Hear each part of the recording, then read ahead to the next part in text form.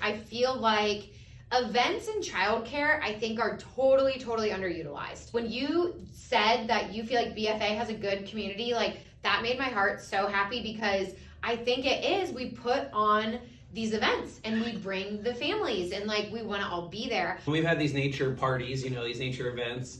A really easy way to get out the information was through CareDay messages, but also CareDay events. And you can see exactly how many people have signed up, who's signed up, if you need to like email them or anything like that. On CareDay also, I was able to put like a description of the event so they know where they're going, they know what time it is, they know like generally what we're gonna do there.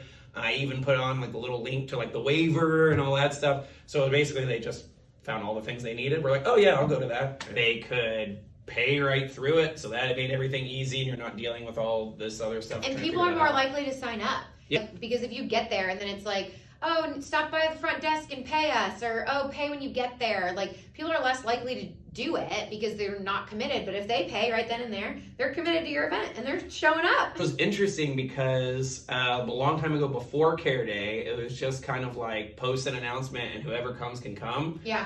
I actually noticed after CareDay and after having them be able to pay through the portal and stuff, higher attendance, even when the price like went up a little bit, right? Because they had like committed to it versus like, show up if you want,